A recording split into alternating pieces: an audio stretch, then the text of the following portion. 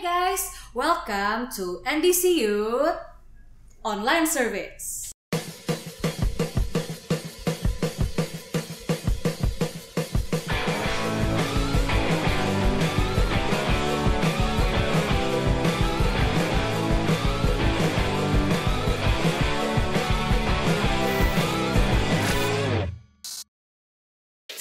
Hey guys, sebelum kita mulai ibadah online kita, yuk siapin hati kita untuk beribadah bersama dengan hati yang baik, kondisi yang baik. Tentunya, remove your phone, remove your game. Kita mau menjaga hadirat Tuhan. Dan yang kedua, jangan lupa ya, nanti setelah ibadah selesai, kita akan langsung circle lewat aplikasi Zoom bersama dengan anggota circle kita. So, get ready and enjoy the service. Shalom NDC Youth. Apa kabar teman-teman? Senang sekali hari ini bisa kembali untuk memuji dan menyembah Tuhan bersama-sama. Jangan lupa untuk bersyukur karena kita percaya apapun yang terjadi itu semua karena Tuhan kita begitu baik, amin. Yang percaya boleh berikan kemuliaan yang terbaik buat Tuhan kita. Mari sebelum kita memuji dan menyembah Tuhan, kita rindu untuk berdoa bersama-sama. Tuhan, kami sungguh mengucap syukur Tuhan, Kau begitu baik di dalam hidup kami. Kami percaya hari ini kami bisa memuji dan menyembah Engkau. Itu semua karena berkat kemurahan-Mu Tuhan. Dan hari ini kami ada di tempat ini Tuhan, kami rindu untuk memuji dan menyembah Engkau dengan sukacita. Dan biarlah pujian dan penyembahan kami bisa menyenangkan hati Engkau. Terima kasih ya Tuhan, di dalam nama Tuhan Yesus kami berdoa dan mengucap syukur.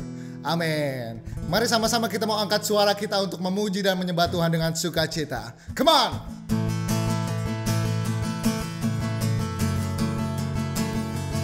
Mari dimanapun engkau berada, kita mau bertepuk tangan memuji dan menyembah Tuhan kita. Everybody say, tak terbayang kebesaran-Mu dan tak terbanding kekuatan-Mu Tuhan. Kau megah bagiku,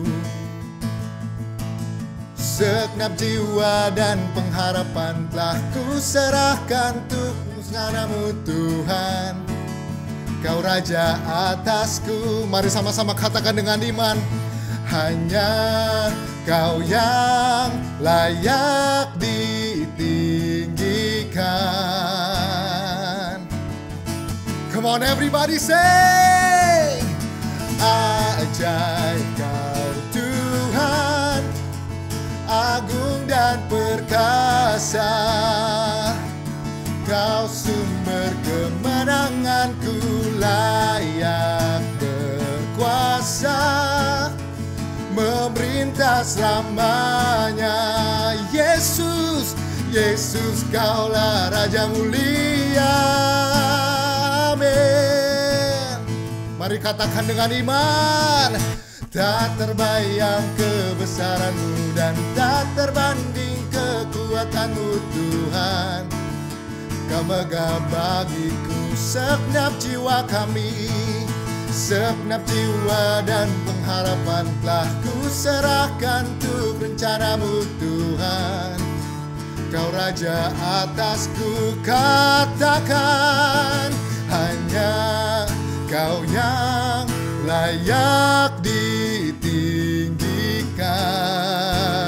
Mari dengan sukacita angkat suaramu. Come on!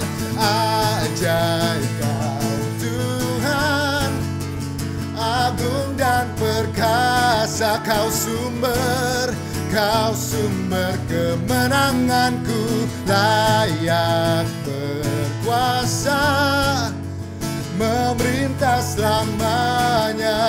Kau Yesus, Yesus Kaulah Raja mulia. Amin. Mari bertepuk tangan buat Tuhan kita. Hey! Mari sama-sama angkat suara menyatakan dengan iman. Ajaib Kau Tuhan, agung dan perkasa. Kami nyatakan Tuhan, Kau sumber kemenanganku, layak berkuasa, memerintah selamanya. Kau Yesus, Yesus Kaulah Raja mulia. Ajaib Kau Tuhan, agung dan perkasa. Kau sumber kemenanganku, layak berkuasa. Engkau Engkau memerintah, memerintah selamanya. Amin. Yesus, Kaulah Raja mulia, Kau Raja mulia, Raja mulia. Sekali lagi nyatakan dengan iman, Raja mulia. Berikan kemuliaan yang terbaik buat Tuhan kita. Haleluya. Yuk teman-teman, aku mau ajak kita semua mendengarkan firman Tuhan. Habis ini kita mau naikkan satu pujian ini sama-sama.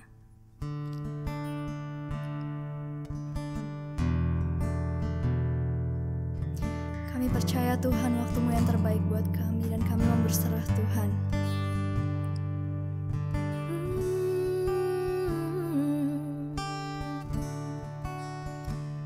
Bila Kau izinkan sesuatu terjadi, ku percaya semua untuk kebaikanku.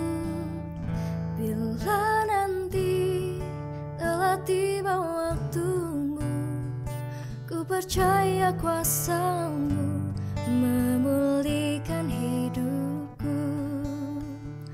Waktu Tuhan pasti yang terbaik, walau kadang tak mudah dimengerti. Lewati cobaan, ku tetap percaya waktu Tuhan pasti yang terbaik. Yuk kita sama-sama naikkan pujian ini kembali dari awal. Bila Kau izinkan sesuatu terjadi, ku percaya semua untuk kebaikanku. Bila nanti telah tiba waktumu, ku percaya kuasa-Mu memulihkan hidupku. Waktu Tuhan pasti yang terbaik, walau kadang tak mudah dimengerti. Lewati cobaan, ku tetap percaya waktu Tuhan pasti yang terbaik. Waktumu Tuhan yang terbaik, kami mau percaya. Terbaik Yesus.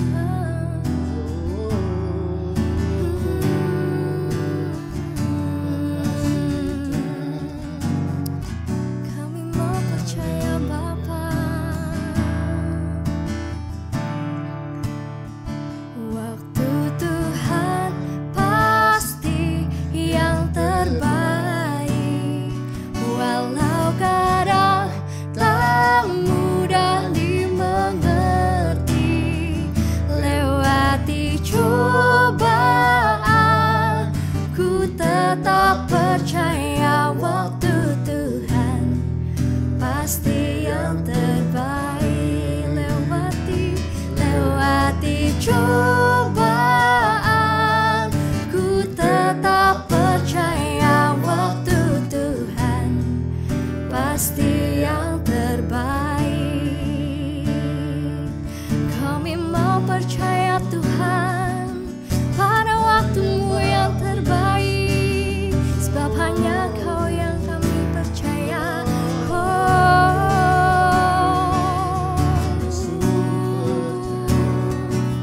Kami tinggikan Engkau Bapa, hanya Kau yang kami tinggikan, hanya Kau yang kami andalkan Tuhan.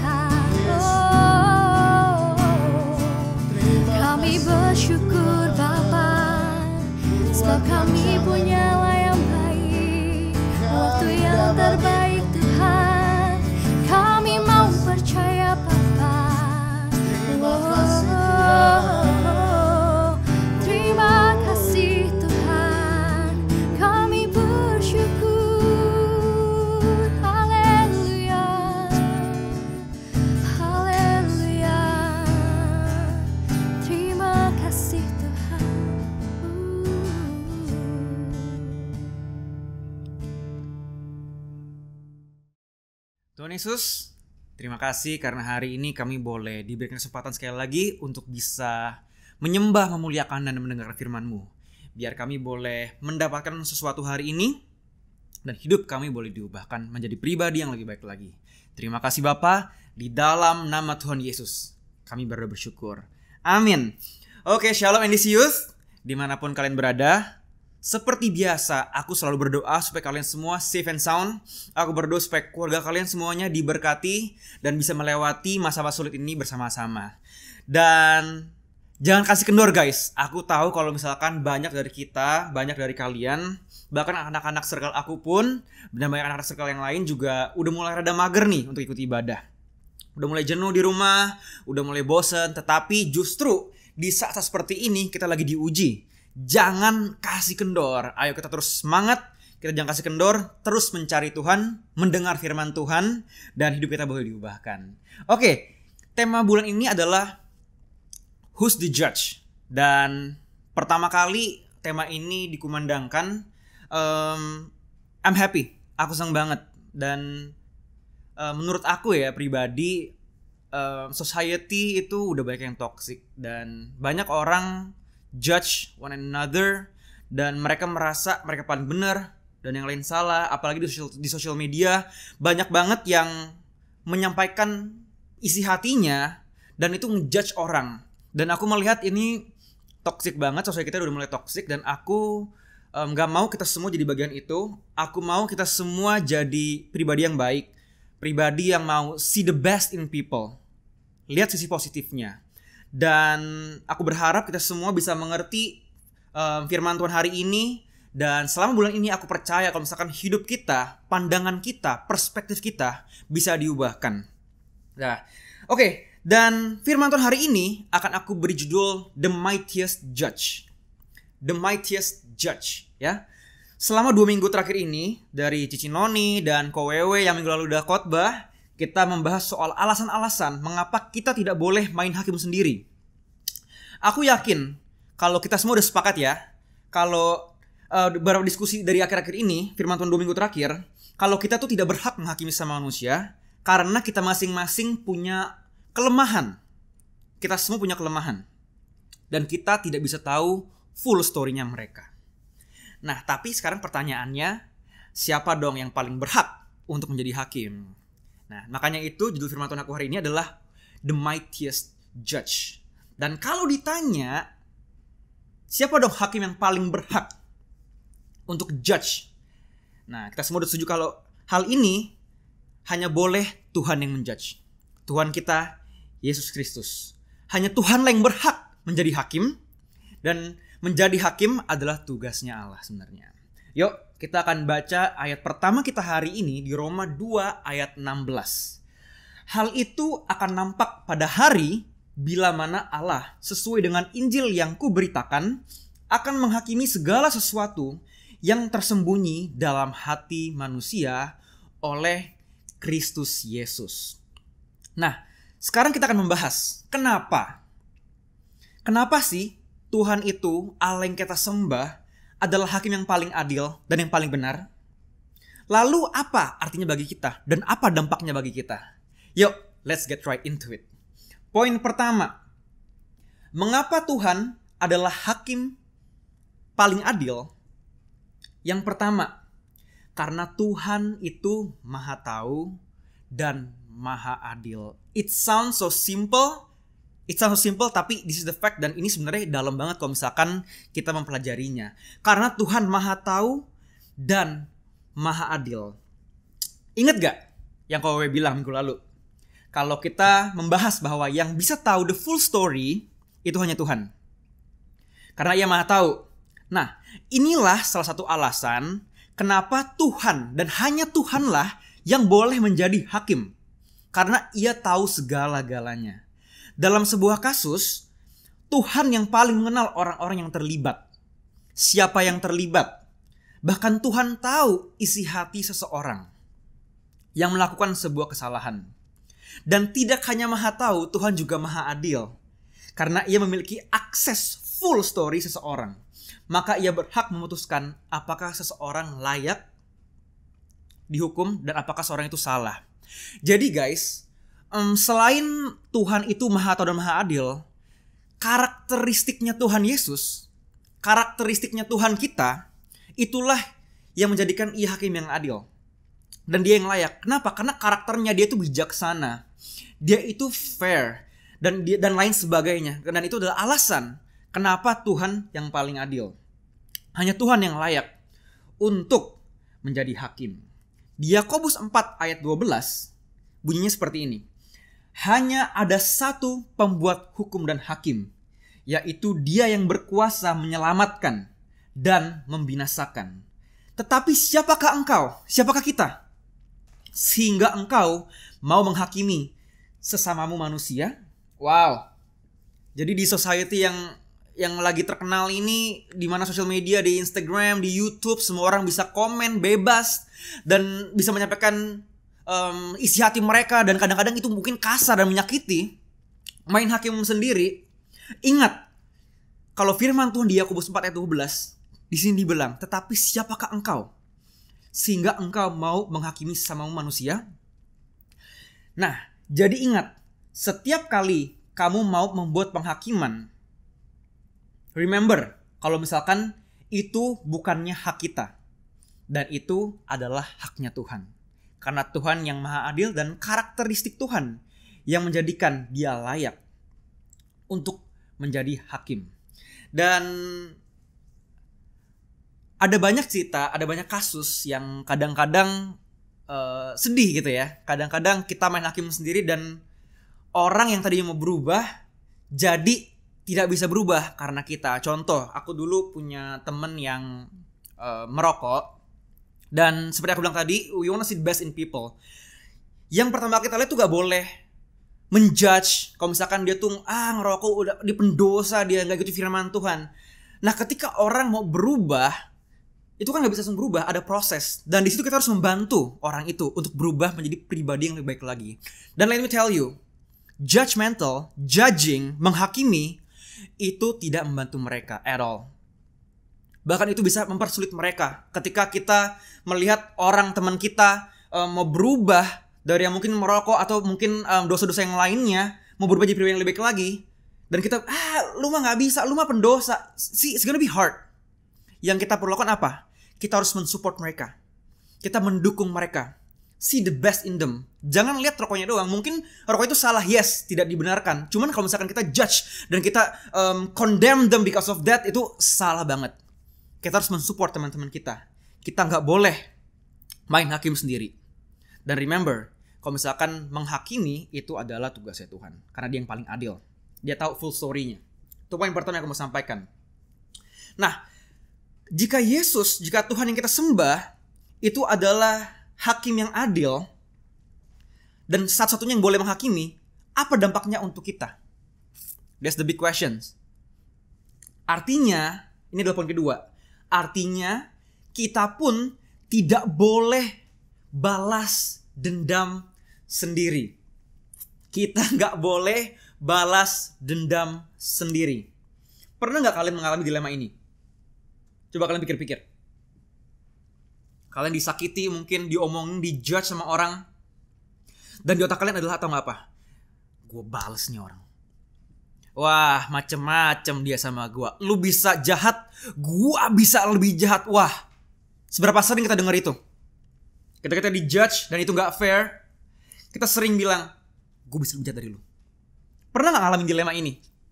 Sakit hati atas perbuatan seseorang dan merasa ingin balas dendam atas perbuatan mereka? Sering. Banyak juga yang bilang, gue harus lebih cepat dari karma.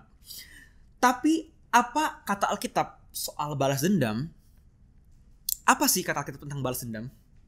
Di Wahyu 2 ayat 23, di sini dikatakan, akulah yang menguji batin dan hati orang, dan bahwa aku akan membalaskan kepada kamu setiap orang menurut perbuatannya.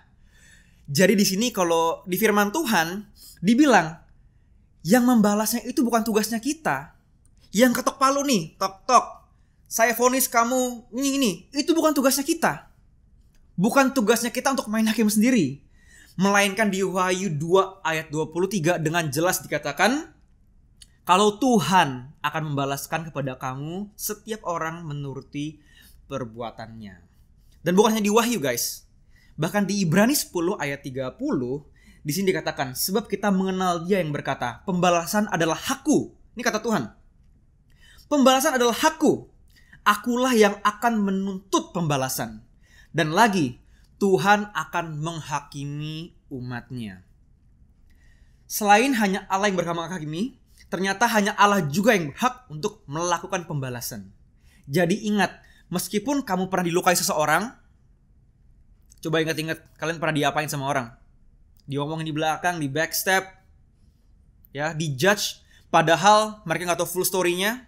Mereka cuma dengar cerita orang, dan sebenarnya di balik cerita itu ada cerita lain sih. Itu yang kadang-kadang jadi kadang-kadang kita dosa tuh, kita di belakang cerita ada cerita dan kita nggak tahu, dan kita main judge seseorang lewat satu cerita. Dan kadang-kadang kalau kita jadi bahan yang di judge gitu, kita mau balas mereka, kita bisa lebih jahat dari mereka. Tetapi ingat kata Tuhan, hanya Allah yang berhak untuk melakukan pembalasan. Bukan hanya Allah yang layak untuk menjudge, menghakimi, tetapi hanya Allah juga yang bisa membalas. Jadi jangan main hakim sendiri, jangan main balas sendiri. Jadi ingat, meskipun kamu pernah dilukai seseorang, jangan pernah kepikiran untuk lihat nanti gua balas lu. No, karena pembalasan adalah haknya Tuhan. Dan Tuhan berjanji untuk membalaskan kepada kita setiap orang menurut perbuatannya. Mungkin ya, terkadang kita gak tahan melihat orang-orang yang pernah jahat sama kita hidup bahagia. Mungkin kelihatannya mereka fine-fine aja, tetapi ingat guys, kalau pembalasan itu adalah haknya Tuhan, dan Tuhan akan membalaskan semua orang atas perbuatan mereka. Dan sebenarnya aku mengkhotbahkan hal ini, tapi at the same time aku mengkhotbahkan hal ini kepada aku karena it's hard. Sulit banget untuk gak balas dendam, karena nature-nya manusia, nature-nya banyak dari kita, apalagi orang-orang yang sedikit tanda kutip rada keras kepala atau galak gitu ya. Mereka tend untuk akan hajar balik. Dan ini hard for me ketika kita dijudge sama orang, padahal mereka nggak tahu full story-nya. Atau banyak dari kalian seperti itu, kalian dijudge karena nggak tahu full story-nya dan bikin kita pengen balas dendam.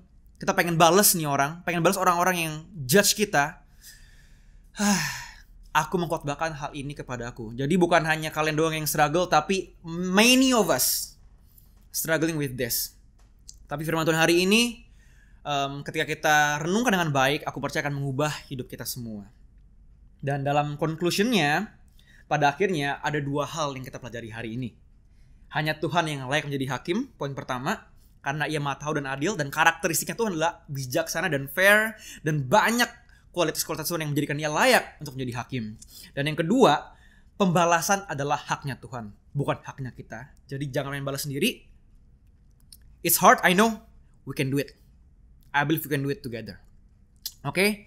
Jadi aku berharap firman Tuhan hari ini itu boleh mengubah hidup kita dan perspektif kita boleh diubahkan. Ya? You all good? Oke, yuk mari kita berdoa. Bapa yang baik, kami berterima kasih untuk hari ini. Kami boleh mendengar kebenaran firman-Mu Bapa. Dan even though it's hard, dan kami tahu kalau banyak dari kita yang struggling, kami percaya kalau kami bisa melakukannya dengan kekuatan-Mu Tuhan. Terima kasih Bapa. Lewat firman Tuhan hari ini kami mau menjadi pribadi yang lebih baik lagi. Pribadi yang berubah. See the best in people. Jangan main hakim sendiri dan jangan membalas sendiri. Kami serahkan sepenuhnya dalam tangan-Mu. Terima kasih Bapa. Dan sebentar kami akan circle. Biar di circle kami boleh berdiskusi dengan baik dengan teman-teman kami. Di dalam nama Yesus kami bersyukur. Haleluya. Amin. Oke guys. This is the end of my sermon. Dan jangan kabur. Kita circle online ya. Kita sharing di situ. God bless you.